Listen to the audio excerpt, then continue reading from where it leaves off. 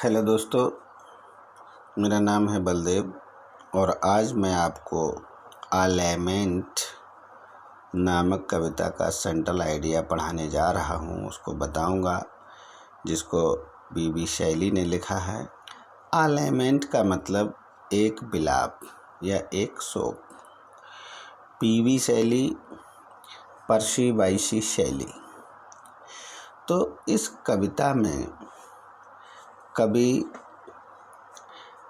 अपनी युवा अवस्था में ही ये आभास करता है, उसे ये आभास हो जाता है कि वो लंबी आयु नहीं जिएगा, क्योंकि बहुत ज़्यादा निराश हो चुके हैं और सोचते हैं कि अब उनकी ज़्यादा ज़िंदगी नहीं है। और ये वास्तव में उनकी अंतिम कविता है, जो 1821 में लिखी गई है और 1822 में इनकी मृत्यु हो गई थी। तो देखिए, शुरू करते हैं।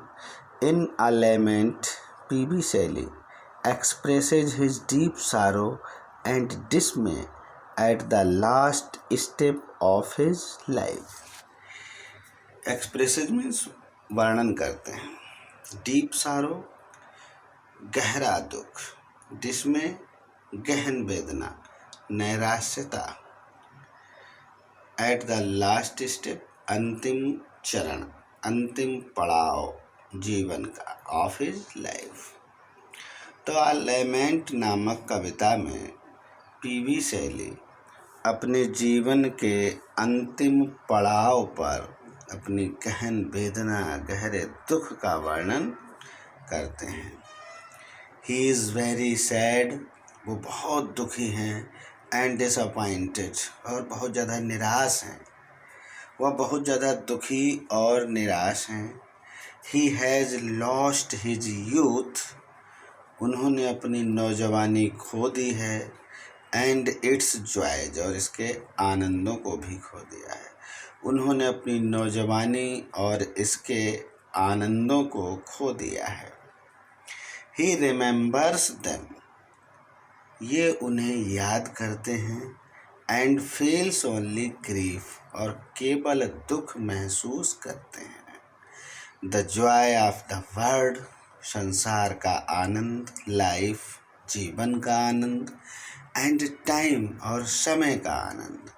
संसार का, जीवन का और समय का आनंद has deserted the poet for ever, कवि को डिजर्टेड माने निराश कर देना, हमेशा हमेशा के लिए, फॉर एवर, हमेशा हमेशा के लिए उसको निराश कर दिया है, अथाह दुख से भर दिया है।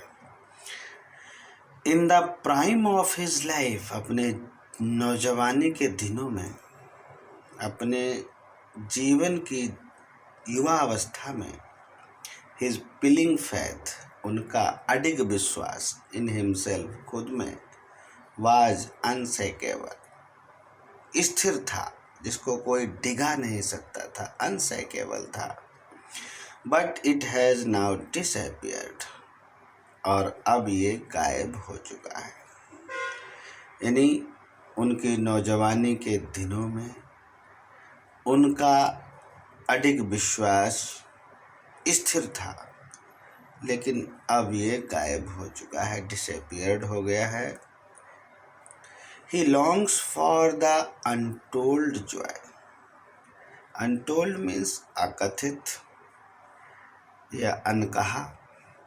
Untold joy, ऐसा आनंद जिसको अवर्णित कह सकते हैं, जिसका हम वर्णन नहीं कर सकते। तो he longs for, longs means इच्छा करना, डिजायर करना।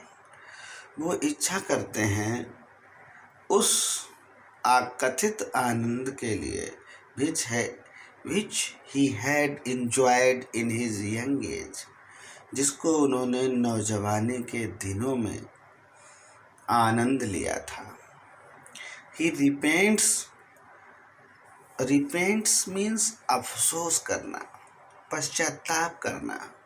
Over those golden days उन सुनहरे दिनों को, दैट विल नेवर अगेन। कभी उन सुनहरे दिनों के लिए पश्चाताप करता है कि वे कभी वापस नहीं आएंगे। They will never return again. यहाँ पर रिटर्न छूट गया है। They will never return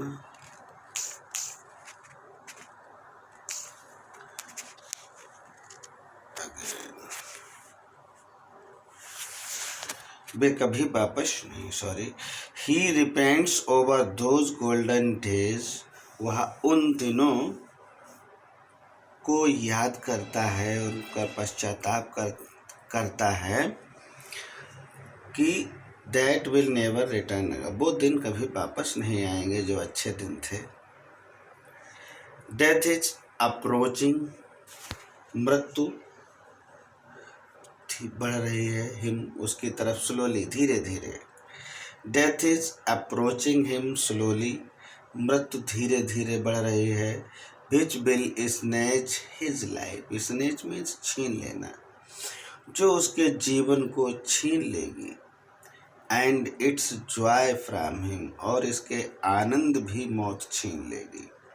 he will never feel any Joy. वो कभी किसी प्रकार का आनंद महसूस नहीं करेंगे।